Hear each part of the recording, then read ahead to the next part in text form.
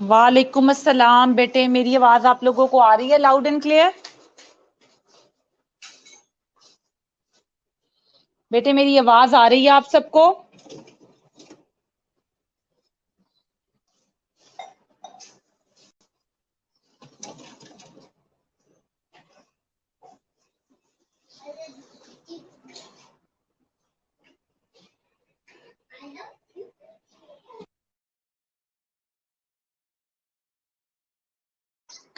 Okay बेटे, जैसे कि हमने काफी चीजें रिवाइज कर ली थी और मैंने आप लोगों को कहा था कि मैं अगला नेक्स्ट चैप्टर रिवाइज करवाऊंगी।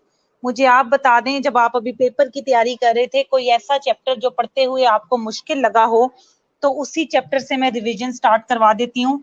इसके अलावा मुझे जहां तक याद है कि मैंने decision making, problem solving, style एक दो मैंने रिवाइज करवा दिए थे और आई गेस हमने कॉन्फ्लिक्ट का चैप्टर भी रिवाइज कर लिया था।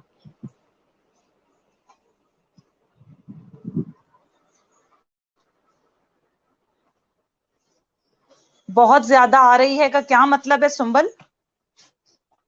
मेरी आवाज तो वैसे ही है जैसे शुरू में रहती है, लगता है आज तुम्हारे कान ज्यादा इफेक्टिवली कर रहे हैं।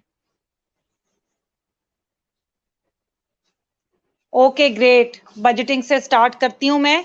बजटिंग के नोट्स या जो भी सामान, जो भी चीजें वीजें आपके पास मटेरियल है वो निकाल लें। कुछ चीजें ऐसी हैं जो मैं एक और बुक से भी आपके साथ शेयर करूंगी, साथ साथ आप उसी को देखते जाइएगा। Just give me a moment please, let me get my things as well. Hold on.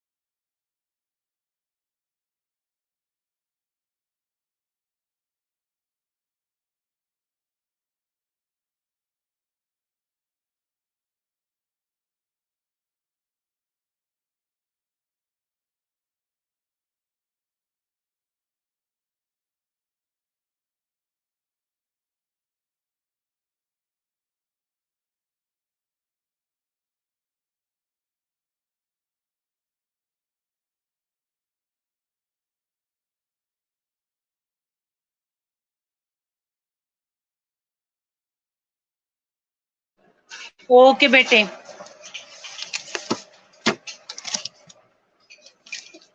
Budgeting में रिवाइज करवाने लगी हूँ। एक मिनट दीजिएगा मुझे, मैं निकाल लूं क्या क्या चीजें इंपॉर्टेंट थी जो आप लोगों को मस्ट पता होनी चाहिए।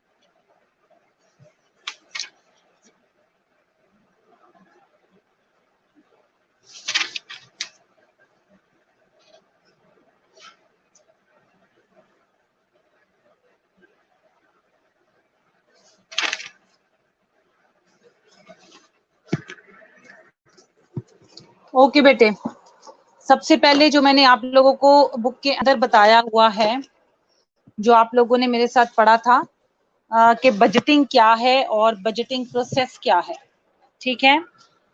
तो budgeting is the process of planning and controlling future operations by comparing actual results with planned expectations.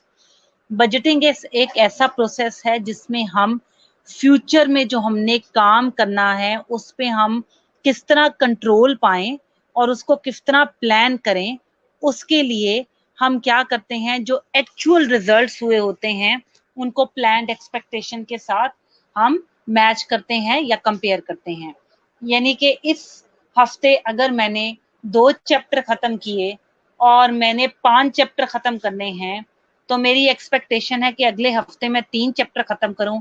इस हफ्ते मैंने 2 चैप्टर खत्म किए हैं और फ्यूचर टारगेट 3 चैप्टर का है, तो 3 और 2 को मैं कंपेयर करूंगी कि क्या कमी रह गई है और किस तरह मैंने टाइम को कंट्रोल करना है और रिसोर्सेज को जो है वो एफिशिएंटली यूज करना है और किस तरह मैंने प्लान करना है। ये बजटिंग प्रोसेस है। तो फिर बजट क्या है? बजट एक्चुअली एक क्वांटिटेटिव स्टेटमेंट है। क्वांटिटेटिव का मतलब वो चीज होती है जो जैसे कि कोई बैलेंस शीट होती है, जैसे इसमें फैक्ट्स एंड फिगर्स लिखे होते हैं कि जितनी अमाउंट आपकी डिडक्ट हुई, इतनी अमाउंट आपने ली, इतनी आपकी आगे आएगी। ये सारी क्या है हमारे पास? ये हमारे पास एक बजट या बैलेंस शीट जो है वो एक क्वांटिटेटिव स्टेटमेंट होती है जो कि मॉनेटरी टर्म्स में होती है और वो हमें plans and expectations of the defined area over a specified period of time बताती है कि एक खास टाइम में हमने क्या क्या चीजें करनी है, वो हमें उसके बारे में बताएगी।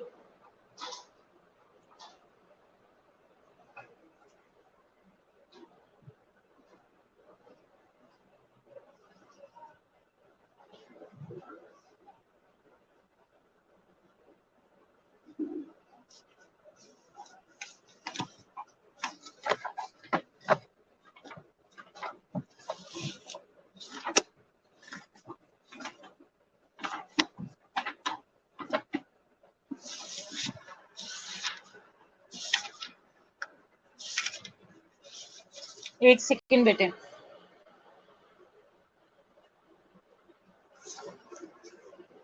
अच्छा, अब मैंने आपको बजट क्या होता है और बजटिंग प्रोसेस क्या होता है ये दोनों मैंने बता दिया। बजट हमारे पास वो शीट है जो मॉनेटरी टर्म्स में होगी, उसमें क्वांटिटेटिव फिगर्स लिखी होंगी जो हमें आने वाली एक्सपेक्टेशंस के बारे में बताएगी। सुंबल वकास गिल में यही लिखा हुआ है, वकास गिल में इसी किताब से बना हुआ है।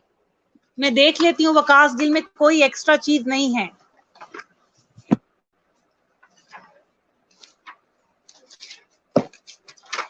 एक मिनट दो मुझे। वकास गिल का क्वेश्चन नंबर किसी को अगर पता है तो यहाँ पे बताएं मुझे, ताकि मेरा ढूंढने में टाइम सर्च ना हो। मैंने क्वेश्चन नंबर याद नहीं किए हुए। वकास गिल के नोट्स में कौन से क्वेश्चन से बजटिंग स्टार्ट हो रही है?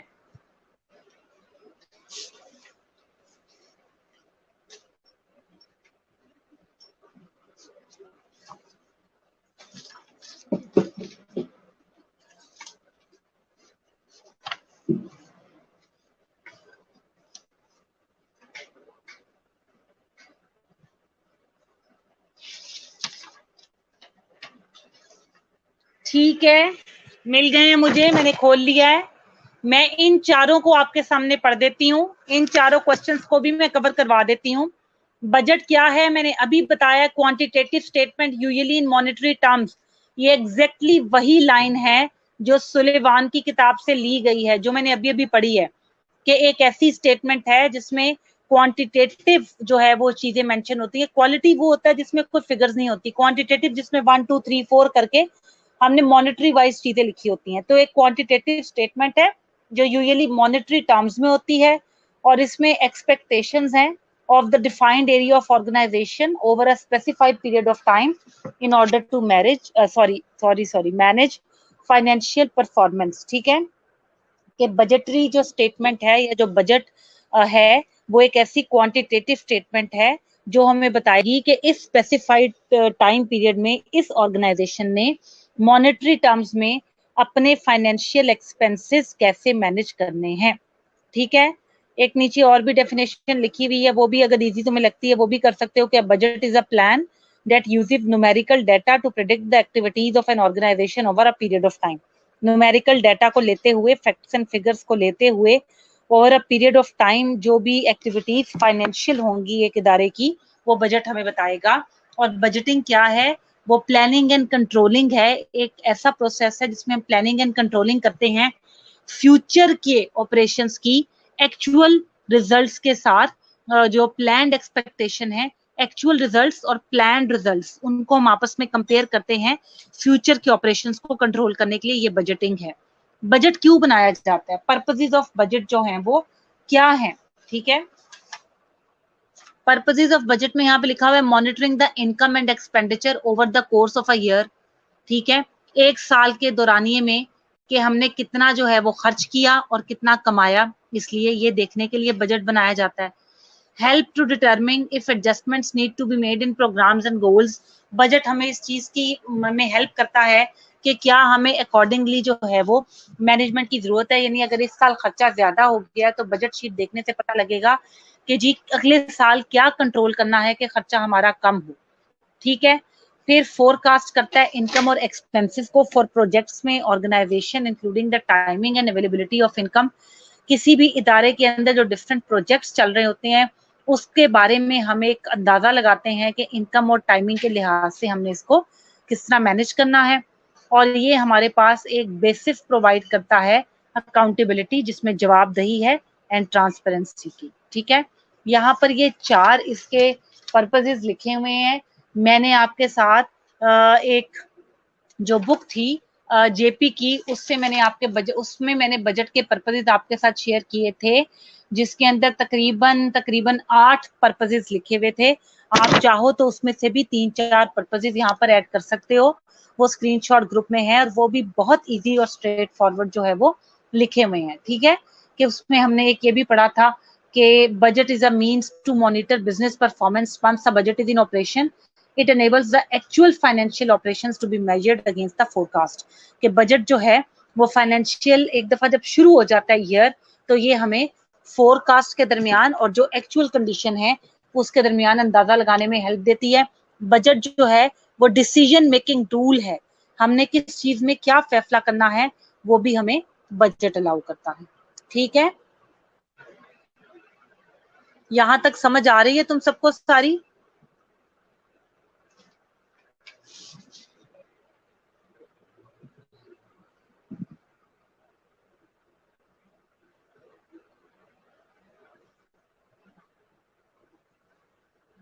यहां तक क्लियर है?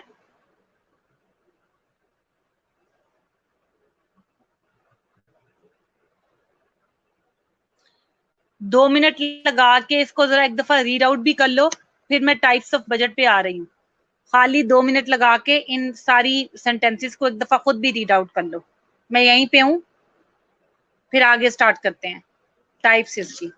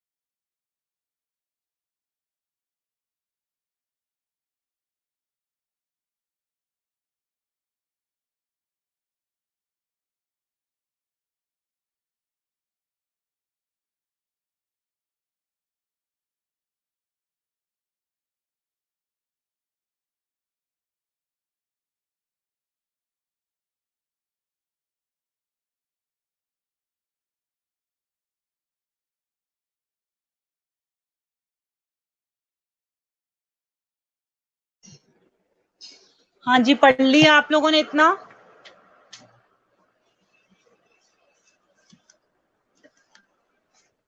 आयशा 1 2 3 4 क्वेश्चन बच्चियां चाह रही हैं कि वो वकास गिल वाले वो जो लीडरशिप एंड मैनेजमेंट के जो नोट्स हैं वहां से भी मैं वो भी करवा दूं।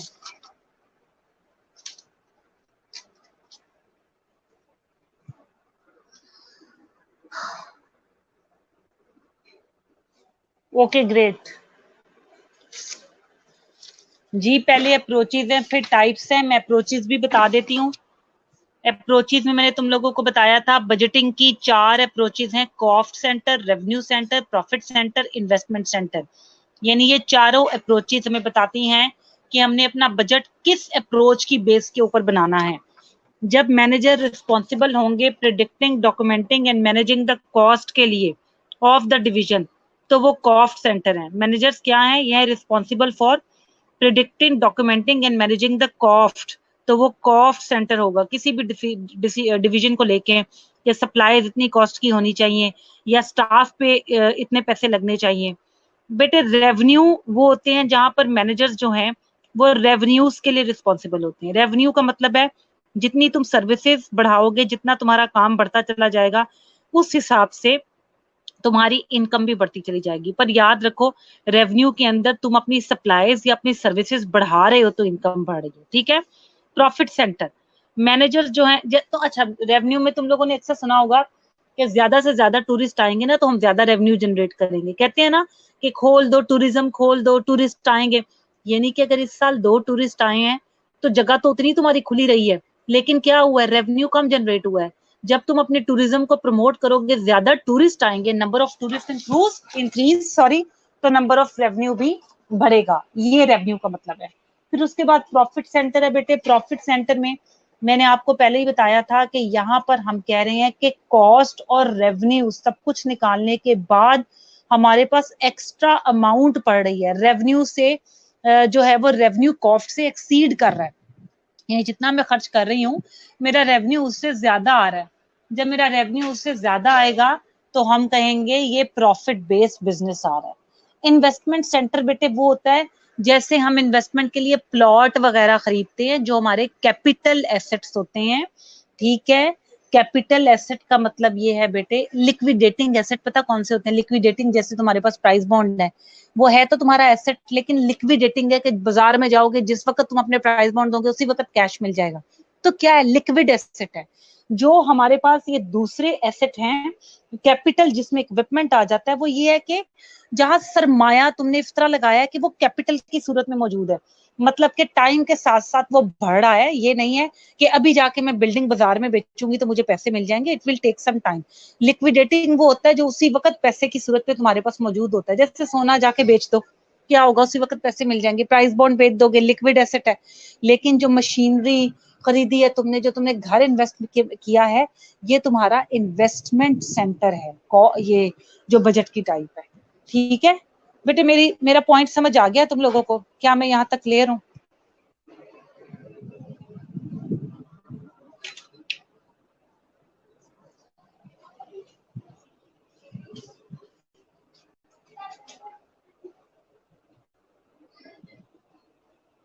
बेटे क्लियर हूँ मैं?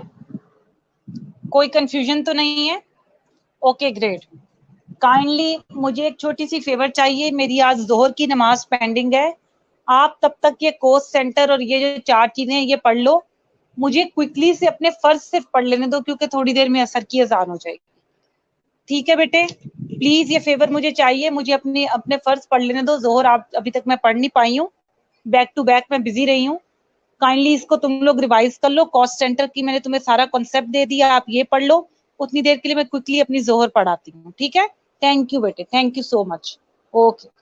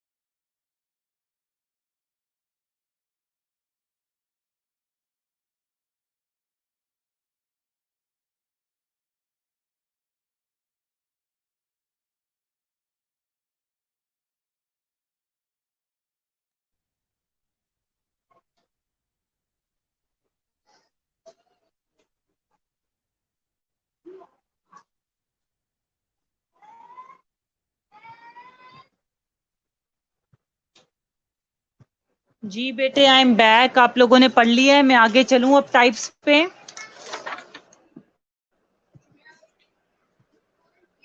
बेटे पढ़ लिया आपने?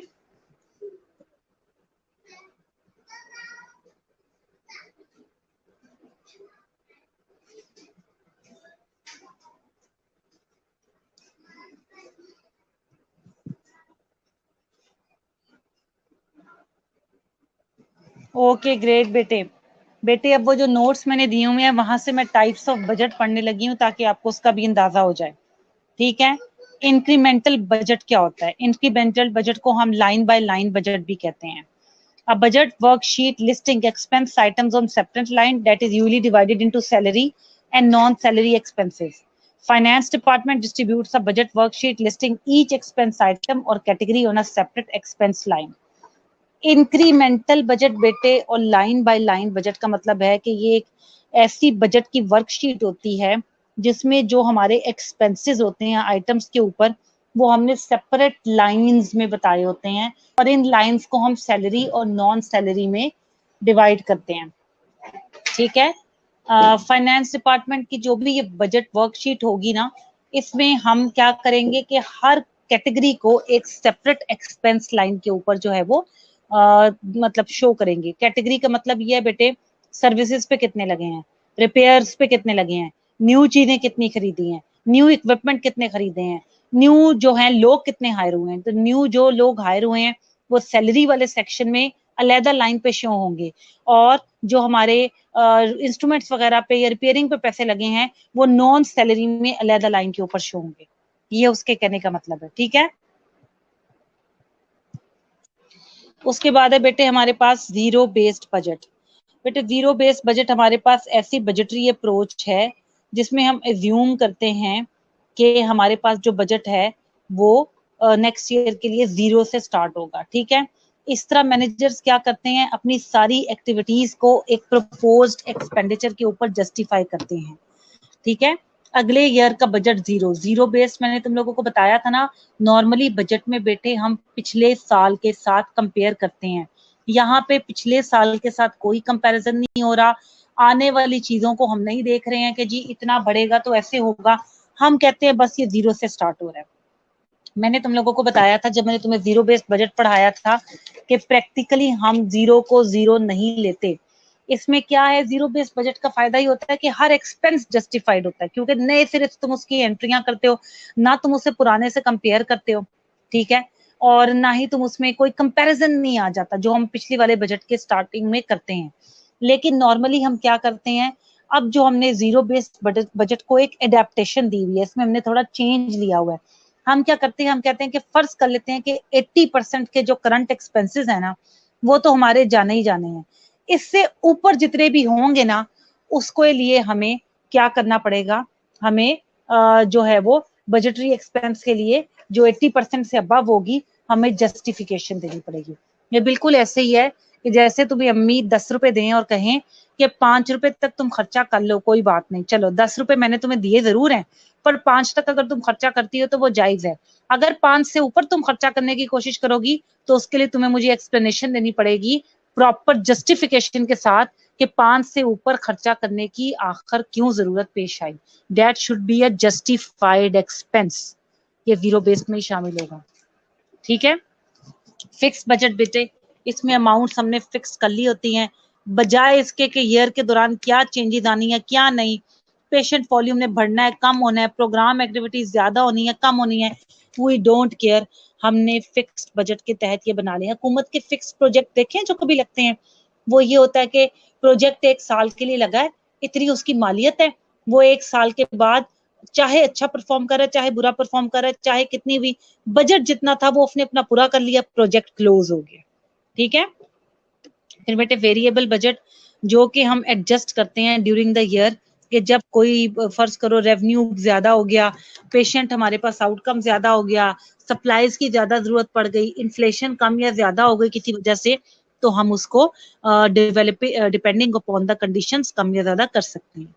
रेवेन्यू बजट बेटे मैंने तुम्हें रेवेन्यू पहले भी बताया है, वही चीज है कि based on the volume of the patient और द सर्विसेज तुम रेट्स एंड डिस्काउंट दोगे। कि अगर वॉल्यूम वॉल्यूम जैसे एक आदमी तुम्हें कहता है बाजी एक सूट खरीद रही है, ठीक है 5 सूट खरीदेंगी तो मैं हर सूट पे 200 रुपए डिस्काउंट देगा। क्यों? जितनी तुम आइटम ज्यादा खरीद रही हो उसका रेवेन्यू बढ़ रहा है, रेवेन्यू बढ़ रहा है तो वो तुम्हें उस हिसाब से डिस्काउंट भी ज्यादा दे रहे हैं। एक्सपेंस बजट बेटे, कंप्रीहेंसिव बजट है जिसमें सैलरी और नॉन सैलरी आइटम्स जो हैं वो हम शो तो करते हैं, लेकिन इसमें पेशेंट केयर ऑब्जेक्टिव्स और एक्टिविटी पैरामीटर जो नर्सिंग यूनिट के हैं वो भी कंसीडर किए जाते हैं। यानी सैलरी और नॉन सैलरी आइटम्स को पेशेंट में के लिए मतलब पेशेंट को जो सर्विसेज हैं वो प्रोवाइड करने में कौन कौन सी चीजें यूज हुई, और नर्सिंग यूनिट के लिहाज से जो पैरामीटर हैं उनको जो है वो सैलरी और नॉन सैलरी आइटम्स को इन दो एस्पेक्ट से डिवाइड किया जाता है या देखा जाता है। ठीक है। उसके बाद है बेटे हमारे पास सैलरी एक्सपेंस बजट थोड़ी हो गया, सैलरी पर्सनल बजट है बेटे। इसमें जो बजट है वो सैलरी कॉस्ट पे डिपेंड करता है, कॉस्ट सेंटर के ऊपर है बेटे। कॉस्ट सेंटर मैंने बताया था ना, सैलरी या पर्सनल बजट। अब budget that project salary cost to be paid and charge to the cost center during the budgetary period, कि बजट के दौरान मैंने कितनी सैलरीज पे करनी है और कितना जो है वो मेरा उसके अलावा नॉन सैलरी आइटम्स पे एक्सपेंस है, वो पर्सनल या सैलरी बजट में आ जाता है। नॉन सैलरी जिसमें हम सिर्फ नॉन सैलरी चीजें देखेंगे, सैलरी में सिर्फ सैलरी वाले देख रहे हैं, नॉन सैलरी में हम नॉन सैलरी चीजों को कंसिडर कर रहे हैं। फिर ऑपरेटिंग बजट आ जाता है, इसमें ऑर्गेनाइजेशन अपने रेवेन्यूज और एक्सपेंसेस को अपकमिंग ईयर के लिए एक स्टेटमेंट तैयार करती है कि ये मेरा नेक्स्ट ईयर का ऑपरेशनल बजट होगा। यहाँ पे बजट की टाइप्स खत्म हो गई हैं। मैं चाहूंगी कि तुम लोग इसको एक दफा अच्छे से रीड कर लो, जो क्वेश्चन नहीं समझ आ रहा उसको कॉपी पे लिख लो, और 10 मिनट का टाइम दे रही हूँ, 10 मिनट में रीड कर लो, और उसके बाद फिर हम इंशाल्लाह ताला इसको तुम्हारे क्वेश्चंस को मैं एड्रेस करूंगी। योर टाइम स्टार्ट्स नाउ बेटे, इतनी देर के लिए मैं खामोश रहूंगी, आप पढ़ना स्टार्ट कीजिए प्लीज।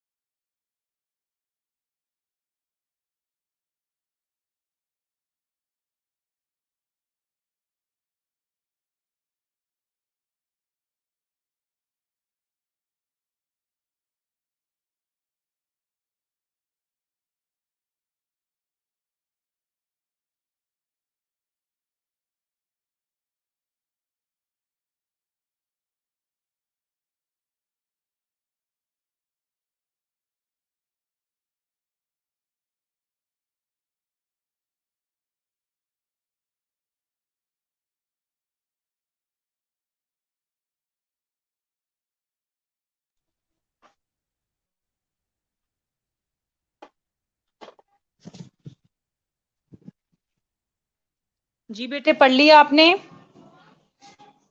बेटे मेरा कनेक्शन लॉस्ट हो गया था, मुझे प्रीवियस मैसेजेस शो नहीं हो रहे। कोई क्वेश्चन अगर किसी ने पूछा है तो प्लीज दोबारा रीपोस्ट कर दो।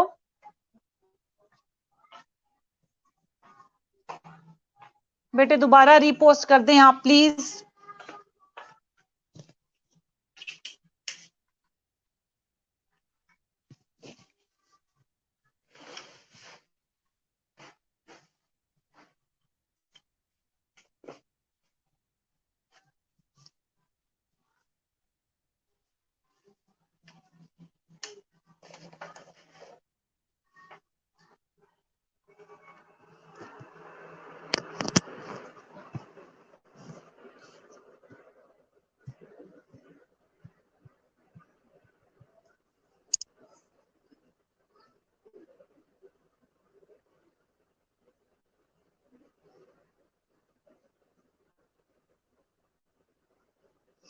मरियम, रेवेन्यू बेटे, रेवेन्यू बजट का मतलब ये है कि पेशेंट वॉल्यूम अगर ज्यादा होगा हमारे पास, फैसिलिटीज पे बेटे, फैसिलिटीज तो ज्यादा।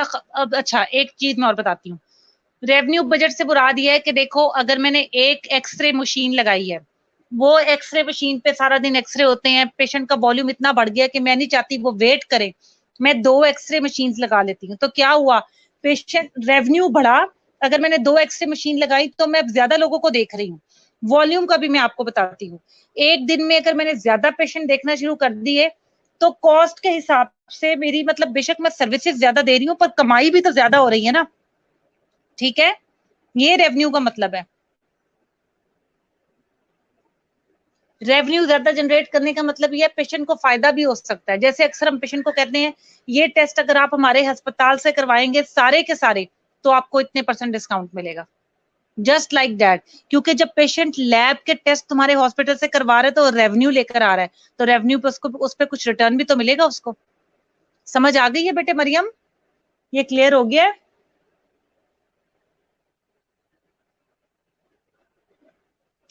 अच्छा बेटे, बजटिंग की, अब अगर मैंने टाइप्स आपको बजटिंग की करवा दी, मैंने आपको बजटिंग की अप्रोचेस करवा दी, बजट क्या होता है, बजटिंग के पर्पसेस क्या हैं, बजटरी प्रोसेस क्या होता है। इसके अलावा मैंने आपको इंपॉर्टेंस ऑफ बजट भी करवाई हुई है, उसकी तस्वीर भी मैंने आपको जेपी की किताब से लेके सेंड की थी। ठीक है, जेपी की किताब से लेके मैंने आपको तस्वीर सेंड की थी, जिसमें मैंने आपको बताया था कि बजट जाहिर बात है हमें अपनी एक्सपेंडिचर कंट्रोल करने में मदद देता है, बजट हमें डिसीजन मेकिंग में मदद देता है, बजट हमें फ्यूचर प्लान्स को प्रॉपरली एग्जीक्यूट करने में मदद देता है।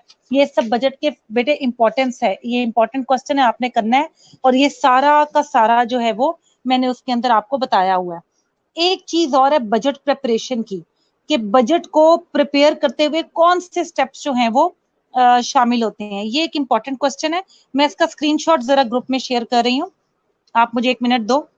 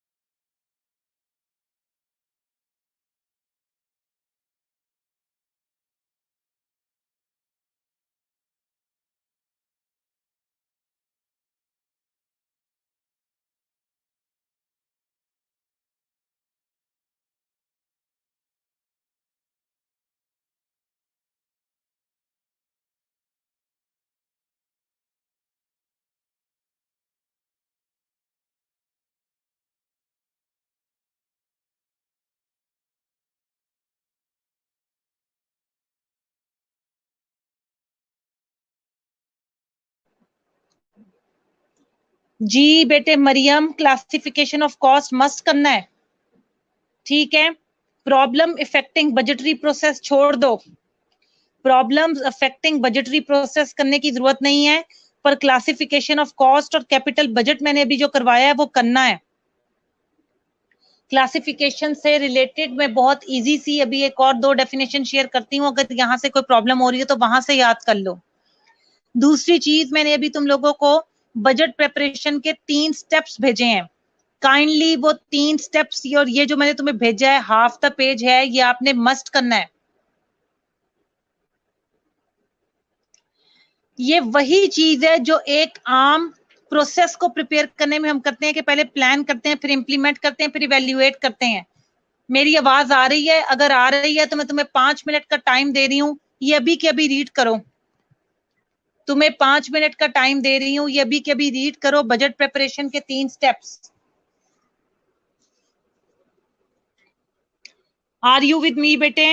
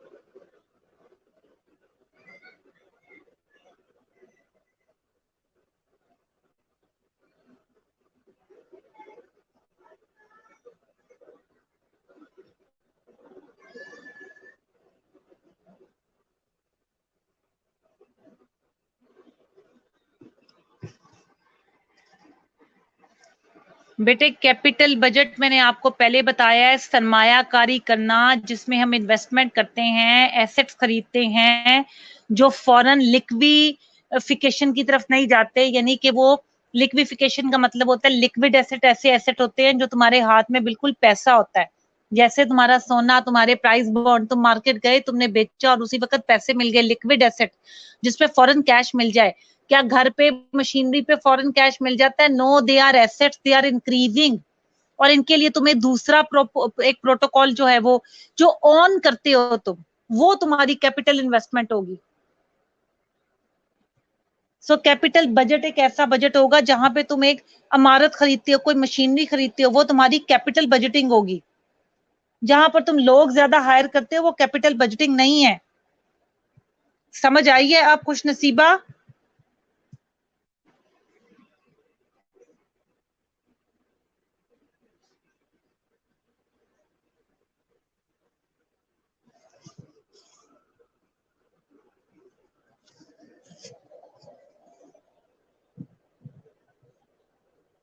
ओके, अब मैंने 10 मिनट भी नहीं, सिर्फ 5 मिनट का टाइम दिया है वो बजटरी प्रोसेस के। जल्दी से बेटे, कुछ भी नहीं है, वो बच्चों वाले पॉइंट्स है, मैं 10 दफा बता चुकी हुई हूँ। उसको एक दफा रीड करो, ये पेपर के लिए इंपॉर्टेंट है क्वेश्चन इस बार, ये मस्ट करना है तुमने, छोड़ना नहीं है।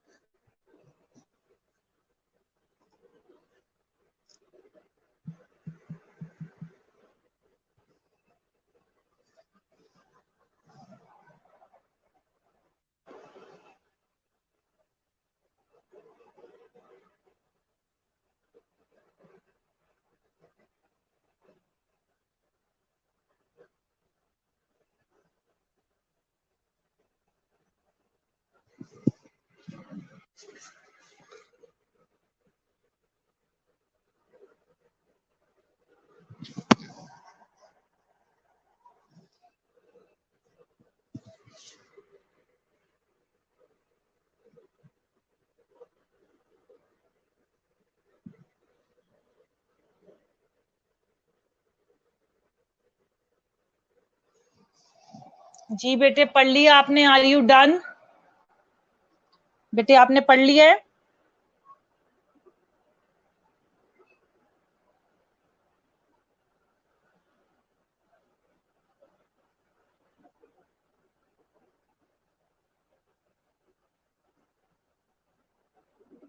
ग्रेट। मैंने अब देखो वेरिएबल कॉस्ट और फिक्स कॉस्ट से रिलेटेड भी एक स्नैपशॉट भेजी है, जिसमें वो बता रहा है कि वेरिएबल कॉस्ट वो है जो डायरेक्टली या इनडायरेक्टली वॉल्यूम के साथ बढ़ेगी। जैसे गुड्स और सर्विसेज अगर 5% बढ़ गई हैं तो इसका मतलब है कॉस्ट भी 5% बढ़ जाएगी। अगर पहले मैं 5 कुर्सियां बना रही थी, अब 10 कुर्सियां बना रही हूँ, तो जाहिर बात है 10 कुर्सियां बढ़ाने के लिए मुझे मटेरियल भी तो ज्यादा चाहिए होगा, तो ये वेरिएबल कॉस्ट होगी। ठीक है, वेरिएबल कॉस्ट में क्या है, direct labour, direct material and supplies वगैरह आ जाती हैं।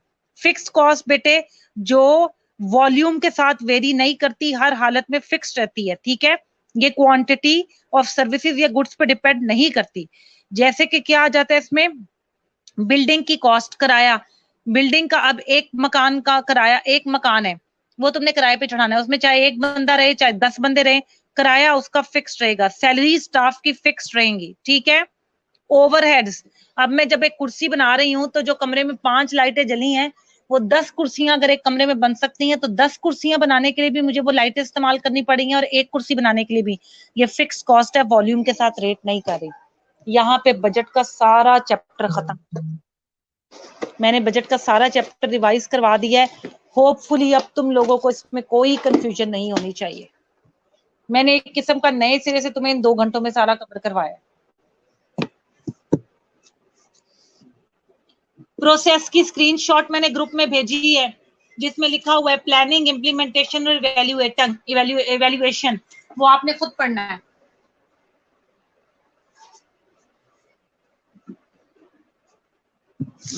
वो वही जनरल प्रोसेस है जो मैंने आपको हर चीज में कराया होता है, कि जब भी हम कोई काम करने लगते हैं पहले प्लान करते हैं, फिर इम्प्लीमेंट करते हैं, और उसके बाद हम उसको इवेल्युएट करते हैं। वो ग्रुप में मैंने भेज दी है स्नैपशॉट, व्हाट्सएप ग्रुप में चेक करें, वो वही करनी है आपने। अपनी अटेंडेंस लगा के आप लोग मुझे काइंडली भेज दें व्हाट्सएप ग्रुप के अंदर। अलग-अलग ना भेजना 15 प्रेजेंट और 14 प्रेजेंट, एक पेज पे लिख के you have to send it to me and I will see you people now next week. ये अगर रिवीजन का मौका तुम्हें खुदा ने दे दिया है तो इससे फायदा उठा लो, खुद को रफ्तू समझ के ना लॉग आउट रहने से बाज आओ। अल्लाह हाफिज बेटे।